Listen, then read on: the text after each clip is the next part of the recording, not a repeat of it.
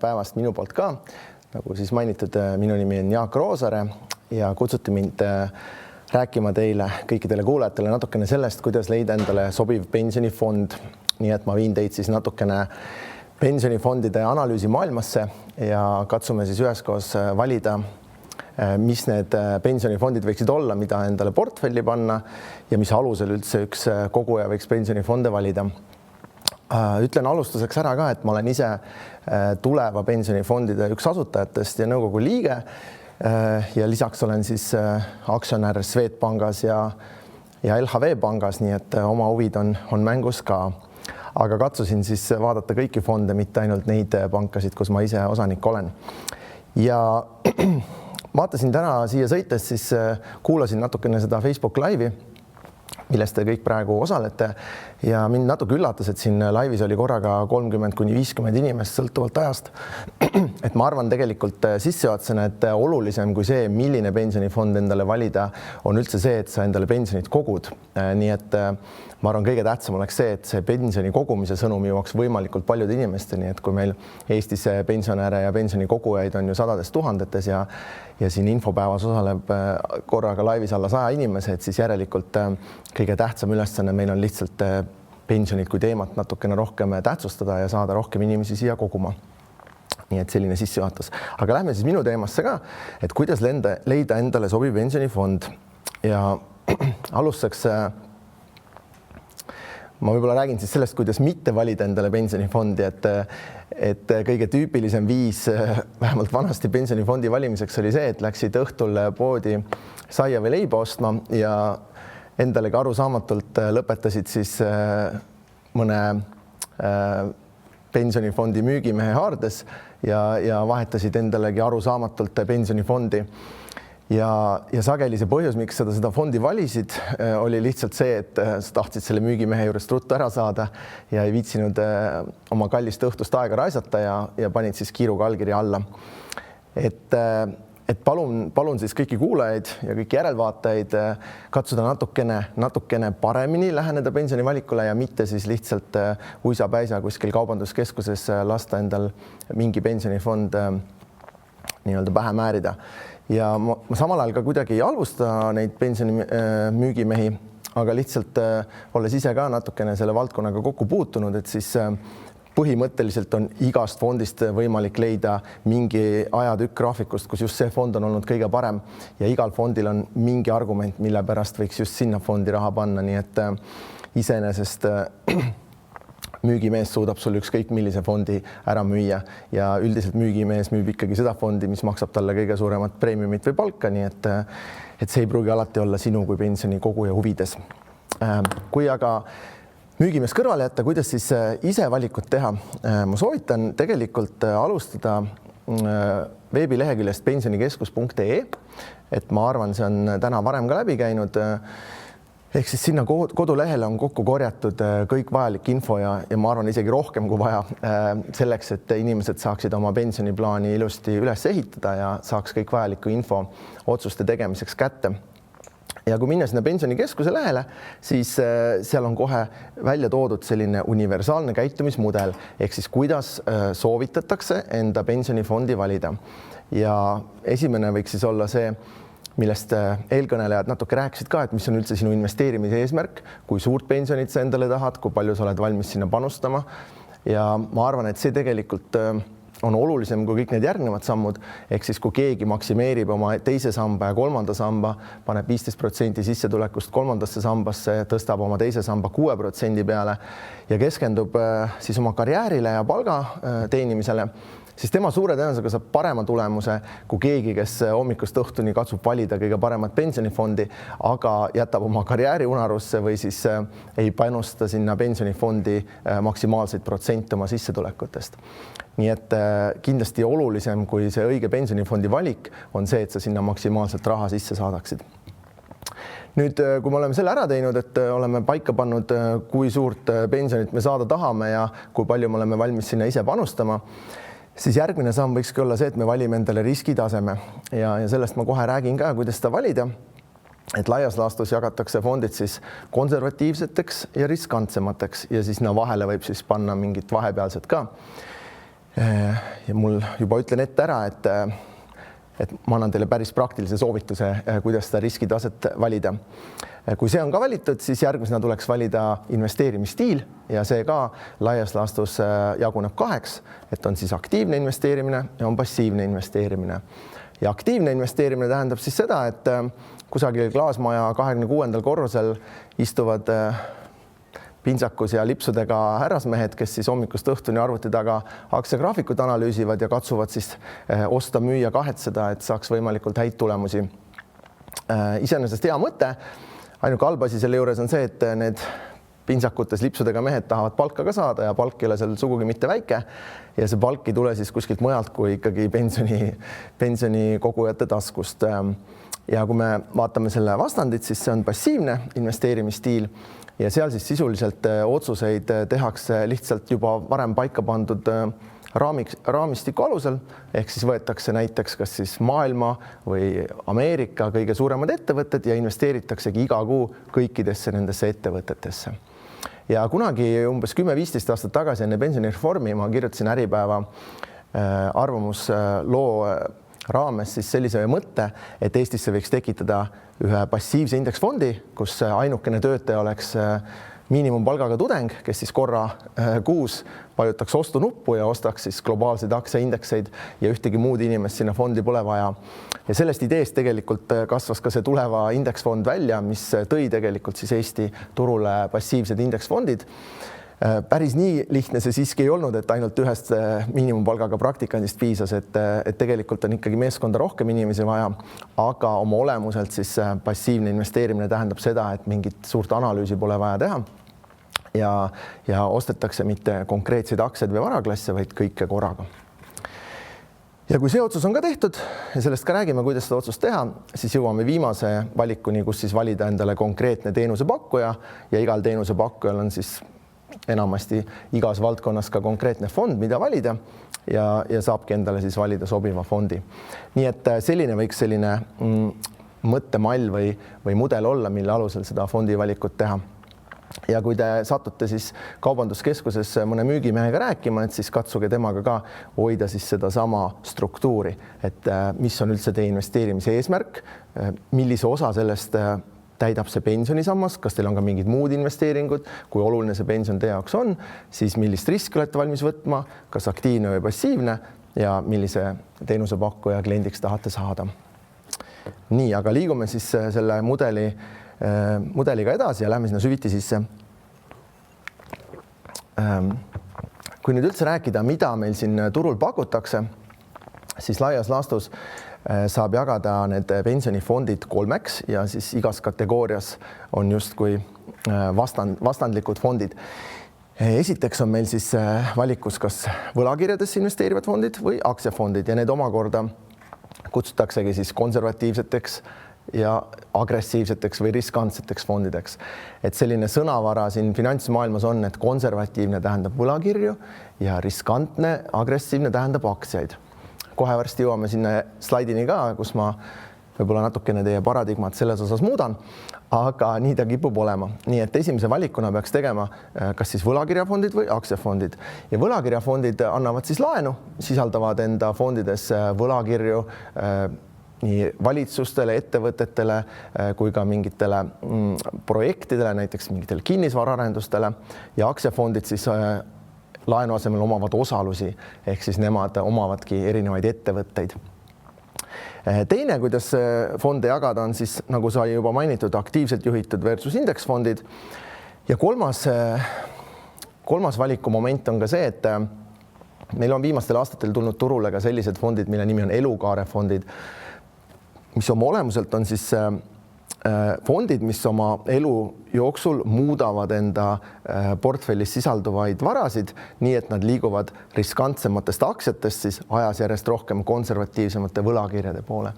Ja kui te neid elukaarefonde vaatate, siis seal on kirjas justkui mis aastal sündinutele need fondid on mõeldud ja selle elukaarefondi loogika on siis see, et justkui automaatselt tehakse sinu eest see otsus ära, et mida vanemaks sa saad, seda vähem riskantsemaks läheb see sinu portfell. Konstantsed on siis nii, et kas investeerivadki ainult aktsiatesse, ainult võlakirjadesse või mingisse 50-50 kogumisse, kus on siis mõlemad esindatud, aga need fondid justkui ei muuda seda vastavalt sinu vanusele. Nii et need 3 tegurit on meil valikus, 3 korda 2 ehk siis kokku 6 erinevat valikut. Nii, panin siia ühe põneva graafiku ka, et siit on, ma arvan, peate pärast screenshoti tegema, natuke süvenema, et vaatasin natuke fondide sisse ka, et kui sa lähed sinna pensionikeskusesse ja valid erinevaid pensionifonde ja klikkad neile peale, siis saad lugeda nende kuuaruandeid ja kuuaruandetes on siis näha, kuhu see fond on investeerinud ka. Ja miks ma seda näidet tahtsin tuua, et mõnikord need fondi nimed on ka natukene petlikud või eksitavad, eriti kui tegemist on aktiivselt juhitud fondidega. Et siin võib-olla sellest suurest tabelist on raske näha, ma suurendasin teie jaoks välja, et fondil mis on siis, peaks olema justkui selle teenusepakkuja kõige riskantsem ehk kõige agressiivsem ja kõige rohkem aktsiaid sisalduv fond, siis tegelikult sellest fondist 33% istus võlakirjades. Nii et justkui 1/3 fondist oli tegelikult võlakirjades, kuigi nime järgi on tegemist kõige agressiivsema fondiga. Ja kui sinna sisse vaadata, et siis need võlakirjad omakorda olid seal näiteks 1% aasta intressi pakkuvad Saksa riigi võlakirjad ja mingid erinevad kinnisvara arenduste omanikulaenud. Et kui mina justkui fondi nime järgi tahaksin investeerida globaalsetesse aktsiatesse, siis tegelikult fondi sisse vaadates ma hoopis investeerin mingisse Mustamäe Akadeemia kortermaja arendusse ja mitte isegi omakapitalina, vaid laenu näol. Nii et mis ma sellega öelda tahan, et kui indeksfondide puhul on suhteliselt mustvalge, et kui ikkagi nimeks on indeksfond, siis seal sees on indeksid, siis aktiivselt juhitud fondide puhul, kes tahab sinna investeerida, peaks sinna natukene sisse vaatama ja vaatama, kas sa oled ise päri selle nende investeerimisstrateegiaga. Nüüd panin sealt samast pensionikeskusest. Seal on selline hea võimalus, et sa saad neid olemasolevaid pensionifonde nii teise kui 3. samba raames sorteerida siis vastavalt erinevatele tootlustele. Ja ütlen kohe ära, teooria ütleb, et mineviku tootluse põhjal ei saa otseselt järeldusi tuleviku osas teha. Küll aga ma ütleks praktikas ikkagi see, mis minevikus toimunud on, annab sulle väikseid vihjeid ka selles, mis seesama fond võiks tulevikus teha. Ja seal saab siis neid fonde sortida. Ma valisin siis pikaajalise tootluse ja valisin riskitasemes siis madalad riskiga fondid. Ehk need on siis konservatiivsed fondid, mis eelkõige investeerivad võlakirjadesse ja laenuinstrumentidesse. Ja ma sorteerisin selle siis 15 aasta tootluse järgi ära, et seal Tuleva jäi justkui välja, sest et nemad nii pikalt pole tegutsenud, aga kõikidel teistel fondidel on siin ka 10 aasta tootlus olemas ja Tuleval on siis ka 5 aasta tootlus olemas. Ja mis see tabel meile siis näitab, on see, et ka kõige parem konservatiivne fond 15 aasta jooksul suutis teenida siis alla 3,5% keskmist tootlus aastas. Nii et midagi väga rõõmustavat ei ole, kui me mõtleme, mis on olnud 15 aasta jooksul inflatsioon Eestis ja kuidas hinnad on tõusnud, kuidas palgad on tõusnud, et siis kindlasti need tootlused on jäänud sellele üldisele elatustaseme kasvule alla. Ja põhjus selles on siis see, et meil oli väga pikalt selline väga madalate intressitasemetega keskkond, kus siis need konservatiivsed fondid ei saanudki erilist suurt tootlust teenida. Ja kui me vaatame siin 5 aasta või veelgi enam 3 aasta lõikes, et siis pooled fondid on siin lausa miinuses, nii et kogujad on hoopis raha kaotanud selles fondis olles. See on siis konservatiivsete madala riskitasemetega fondide tulemus. Ja vaatasin siis sama tabelit, aga kõrgete riskitasemetega, ehk siis need on need fondid, mis eelkõige investeerivad aktsiatesse ja siin ka meil pikaajalist tootlust on raske leida, sellepärast et enne pensionireformi tegelikult meil ei olnudki turul väga palju fonde, kes investeeriks 100% aktsiatesse, et fondid hoidsid sellist balansseeritud lähenemist ja pigem oli siis ka nendes nii-öelda agressiivsetes fondides omajagu võlakirju sees. Nii et siin ma sortisin siis 5 aasta raames ja on näha, et siin parimad tegijad on siis pakkunud ikkagi üle 10% tootlust, kõige parem 12,25 ja kõige kehvem, kellel 5-aastane track record oli 6,16%, mis ikkagi on peaaegu 2 korda kõrgem kui siis kõige parem konservatiivne fond. Ja sama kehtib meil siin ka 3 aasta lõikes ja kui meil siin LHV XL fondil on 15-aastane ajalugu, et siis see samuti on saavutanud palju parema tulemuse kui ükskõik milline konservatiivne fond. Nii et mõelge siis, mis järeldused te ise sellest teeksite. Ja kui edasi liikuda, siis saab sealt ka valida eraldi indeksfondid.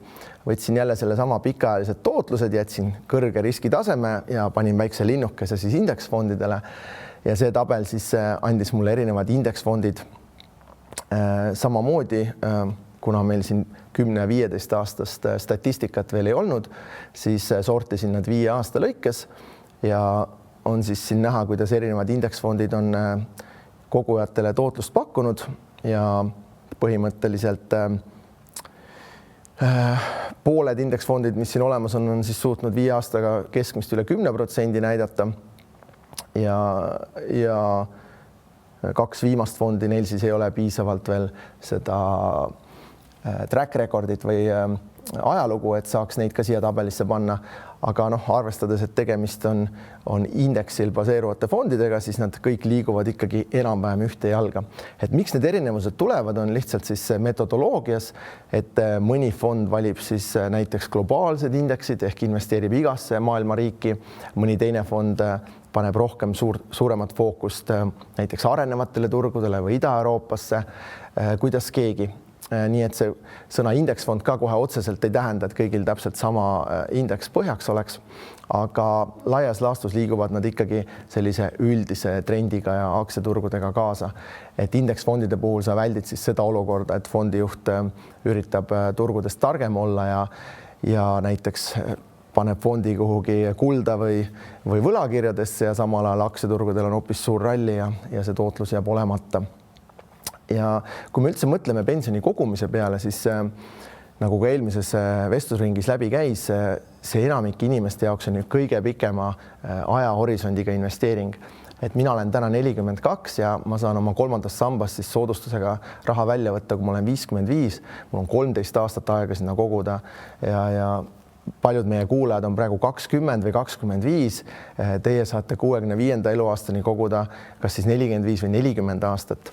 Et enamik investeeringud, mis inimesed teevad, ei ole nii pika vinnaga, sest et sageli on ikkagi vaja endale kas siis osta kodu või osta mingi auto või kogutud raha puhkusereisile kulutada. Aga pensioni kogumine on meil kõige pikema nii-öelda ajahorisondiga investeering, nii et sellepärast on meil ka võimalik see enda kasuks keerata ja sõita erinevate turu tõusude ja langustega kaasa.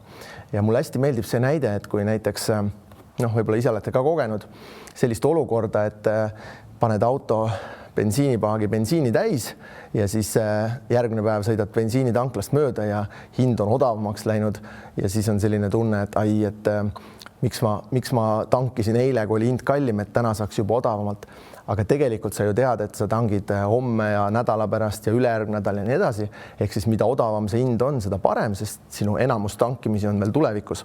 Ja sama asi on siis ka pensioniks kogumise ja investeerimisega, et kui nüüd siin peaks tulema mingi suur aktsiahindade langus ja need pensionifondid kõik miinusesse lähevad, siis ei tohiks sellest pead norgu lasta, vaid kõikide nende jaoks, kellel pension on veel alles aastate ja aastakümnete kaugusel, on see väga hea uudis.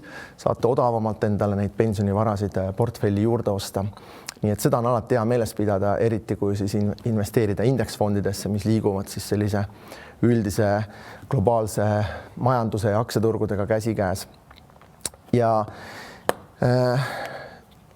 liigume siis järeldusteni, et käisime need tabelid läbi. Ma soovitan kõigil minna Pensionikeskuse kodulehele ja ise ka neid tabeleid seal klikkida ja sorteerida siis vastavalt sellele, kuidas mingid fondid on tootnud. Ja kes teema vastu huvi tunneb, et siis võite alati iga fondi peale eraldi klikkida ja minna sinna süviti sisse, vaadata, mis instrumendid seal fondis on ja kas nad siis käituvad nii, nagu nende pealkiri lubab. Aga ma siis oma talupoja tarkusega panin kokku sellise süsteemi, kuidas mina valiksin endale pensionifond ja kuidas ma olengi valinud endale pensionifondi ja kuidas ma siis võib-olla soovitaksin kuulajatel ka valida, kes ise ei taha seda tööd kõike ära teha. ma vist igaks juhuks disclaimerina pean ütlema, et mingit soovitusi anda ikkagi ei tohi, nii et kui te siin minu soovituste järgi käitute, siis te ise vastutate ja konsulteerige asjatundjate ja apteekritega ka enne, kui neid otsuseid teete.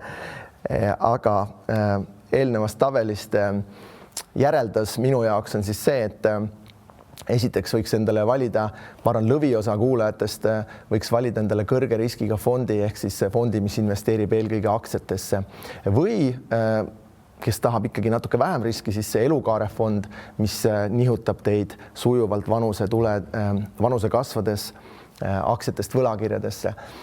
Ja eriti ma arvan, on see oluline nende inimeste jaoks, kelle jaoks see pensionifond ei ole ainuke sissetulek tulevikus, kellel on ka mingid muud varad või plaan lastega, et lapsed neid kuidagi toetavad, sest nagu sai mainitud, see pensionifond on kõige pikema ajahorisondiga investeering ja tal on mõistlik lasta seal aktsiaturul toimetada, sest me kõik teame, et aktsiaturgude tootlus pikaajaliselt on kõrgem kui võlakirjade tootlus, on alati nii olnud ja ilmselt ka nii jääb, sest aktsionärid võtavad rohkem riski kui võlakirjainvestorid.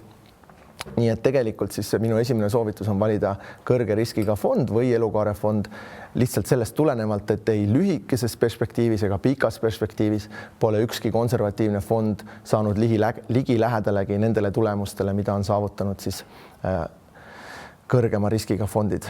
Ja see on selline naljakas paradoks ka, et me kutsume kõrge riskiga fondi kõrge riskiga, kuigi tegelikult seal on risk madalam, sest et tootlused on kõrgemad ja need fondid, mis on justkui madala riskiga, nende tootlused on madalamad. Et kui me defineeriksime riski sellena, et kas meil on pensionile minnes rohkem raha või vähem raha, siis kõige riskantsem on just olla madala riskiga investeeringutes läbi aastate ja aastakümnete. Ja kahjuks meil on väga palju inimesi, kes on võib-olla juba üliõpilasena või esimest töökohta alustades investeerinud näiteks vanasti ju loosiga pandigi ainult konservatiivsetesse fondidesse investoreid, et kes siis investeerisid 20-ndates kuhugi võlakirjafondi ja tänapäevani koguvad seal siis oma 2 või 3% aasta tootlusega. Nii et sina, kuulaja, vaata oma fond ka üle ja kui sa oled alla 60 või alla 55 aasta vanune, sul on mingid muid varasid ka, siis ei ole põhjust, miks sa peaksid konservatiivses fondis istuma, nii et vaheta ära. Järgmine mõte, mis siis ka mina järeldasin nendest eelmistest numbritest ja sellest natukesest uuringust, mis ma tänaseks ettevalmistumiseks tegin, on siis see, et indeksfondid kipuvad saama paremaid tulemusi kui aktiivselt juhitud fondid. Kui ei usu, siis vaadake neid eelmisi tabeleid, kontrollige ise Pensionikeskuses üle. Ja ma arvan, et seal on 2 põhjust. Esiteks siis see, et üldiselt jäävadki aktiivsed investorid ja fondijuhid turu keskmisele alla, sest nad justkui nullivad üksteist ära, kuna see on oma olemuselt nullsumma mäng, siis see, et üks investor on teistest väga palju parem, ei ole eriti loogiline, sellepärast et kõik need investorid on targad, neil kõigil on ilusad pintsakud ja nad kõik on käinud heades ülikoolides ja teevad hommikust õhtuni seda analüüsitööd. Nii et nad mõnes mõttes justkui tühistavad üksteise pingutuse ära. Ja teine suur komponent on siis kulud, et kui vaadata ka nende fondide kulusid, siis kipub nii olema, et indeksfondidel on oluliselt madalamad kulud kui aktiivselt juhitud fondidel. Miks see nii on? Jällegi sellepärast, et indeksfondil ei ole meil vaja mingit suurt analüüsimeeskonda, meil ei ole vaja ka suurt müügimeeskonda. Meie indeksfondide eesmärk ongi hoida kulud võimalikult madalal ja mida madalamad kulud, seda suurem tootlus kogujale, sest see kulu ei saa tulla kusagilt mujalt kui siis pensionikogujate taskust. Nii et soovitan valida siis kõrge riskiga ehk aktsiafondi esiteks ja siis teiseks madalate kuludega indeksfondi. Nii et me oleme saanud nagu 2 komponenti ja kuidas siis omakorda seda lõplikku otsust teha, ehk me saame tabelisse mingi portsu agressiivseid aktsiatesse investeerivaid indeksfonde, kuidas nende vahel valida. Ma ütleks, mõnes mõttes on see ka lõpuks selline maitse-eelistus, et miks ma olen Tele2 mitte Elisa klient või miks ma olen Telia klient, mitte Tele2 klient, et eks ta natuke sõltub sellest, millise ettevõtte müügimees esimesena mind kätte sai. Enamasti seal samas kategoorias need pakkumised on suhteliselt võrdsed, kui ka neid kulusid või teenustasusid vaadata, siis nad on kõik seal suhteliselt ühe kandi peal nendeks indeksfondide puhul. et ma ise siis võib-olla pigem lähtuks sellest, et ma valiksin kõige suurema mahuga fondi ehk siis kus on kõige rohkem raha ja kahel põhjusel. Et esimene põhjus oleks siis see, et see võiks aidata natukene tulevikus ka veel neid kulusid alla tuua, et mida suurem on fondi maht indeksfondi puhul, siis seda suurem on ka kuluefektiivsus. Ehk siis seal on mingid kulud, mis tuleb teha, maksta depositooriumi tasusid, maksta fondijuhile mingit tasu, maksta raamatupidamise ja auditeerimise tasu ja nii edasi. Et mida suurem meil maht on, seda väiksemad need kulud saavad sellel fondil olla. Ja lisaks see annab ka siis võimaluse indeksfondi pakkujatega, kes on siis sellised suured globaalsed investeerimisfondid nagu Vanguard või BlackRock, annab võimaluse nendega ka paremaid diile läbi rääkida, ehk siis saada neid kulusid veel omakorda madalamaks. Nii et see on üks pool. Ja teine oluline pool, miks valida siis suurema mahuga fond, on see, et kui fondi maht on väga-väga väike, ja tegemist on mõnes mõttes siis mõne teenusepakkuja fondiga, kellel põhifookus on näiteks aktiivselt juhitud fondidel, siis võib lihtsalt juhtuda, et kui seal fondis ei ole piisavalt raha, et siis ühel heal päeval pannakse see fond kinni ja sa saad oma raha kontole tagasi või siis pead selle kuhugi teise pensionifondi suunama, pigem see teine variant. Ja võib-olla sellel hetkel turgudel just ei ole head ajad, nii et ma katsuks vältida seda riski, et sa investeerid mingisse väga väikesesse indeksfondi, mis võib-olla ei ole lihtsalt äriliselt jätkusuutlik, sest need mahud on liiga väiksed. Nii et kui need teemad kokku võtta, siis laias laastus minu soovitused, kõige olulisem asi, investeeri üldse oma pensionisse. Kui sa seda teed, siis on sul mingi põhjus valida täpselt, kuhu investeerida, aga kõige olulisem on see, et sa üldse investeerid oma pensionisse. Nii et 15% kolmandasse sambasse kuni 6000 eurot ja helistage oma rahvasaadikule ja tuleta talle meelde, et see 6000 eurot on juba aastaid meil olnud, aga vahepeal on palgad kõvasti üles läinud. Nii et kallid Rahandusministeeriumi töötajad, aeg on see 6000 üle vaadata. Ja siis maksimeeri oma teine sammas, ehk siis nihuta see 2% sinna 6% peale ja nagu eelkõnelejad rääkisid, tee see kõik automaatseks, et ära tee nii, et sa iga kuu mõtled, kas ma panen kolmandasse sambasse või pane, või mis fondi ma see kuu raha panen, et see on selline investeering, mille saab teha väga-väga automaatseks. Ja kui sa selle oled ära teinud, siis mine sinna pensionikeskus.ee, vaata need fondid üle, vali kõrge riskiga fond või elukaarefond, kui sa just ei ole seal 60 ja sul tõesti muud raha ei ole kui see pensioniraha, siis nende seast vali madalate kuludega indeksfond ja vali kõige suurema mahuga fond. Ja ma arvan, kui sa sellise otsuse ära teed ja selle automaatseks teed, siis oled enda poolt andnud kõik, mis anda saab selleks, et sul hea pensionipõlv tuleb. Ja võib-olla oluline veel meeles pidada on siis see ka, kui sa selle valiku ära oled teinud, siis ei maksa igapäevaselt või igakuiselt piiluda, et kuidas nüüd siis sellel fondil läheb. Või siis kaubanduskeskustes müügiesindajatega diskussiooni laskuda, et kõige ohtlikum, mis ma olen näinud pensionifondi valikutes, on see, kui inimene hakkab iga paari kuu või poole aasta tagant neid fonde vahetama vastavalt sellele, kuidas see viimase aja tootlus on olnud. Et siin vahepeal oli meil väga hea tootlus rohefondidel, siis ma tean, et mõned mu enda sõbrad liikusid rohefondi ja nüüd on rohefondidel rasked ajad, siis on nad sealt rohefondist jällegi ära liikunud, et kui sa ostad mingit fondi siis, kui neil läheb hästi ja müüd siis, kui neil läheb halvasti, siis tulemuseks on see, et sa mingit eriti head tulemust kahjuks ei saa. Nii et ma loodan, et saite minult üht-teist targemaks ja minge siis kindlasti sinna pensionikonto lehele ja vaadake natuke lähemalt järgi, mida need fondid endast kujutavad ja ärge siis unustage oma pensionikogumist maksimeerida. Kui kellelgi on mingeid küsimusi või kommentaare, siis võib kirjutada mulle roosare@gmail või siis minna roosare.com kodulehele ja uurida lähemalt siis investeerimise ja muude seikluste kohta. Aitäh!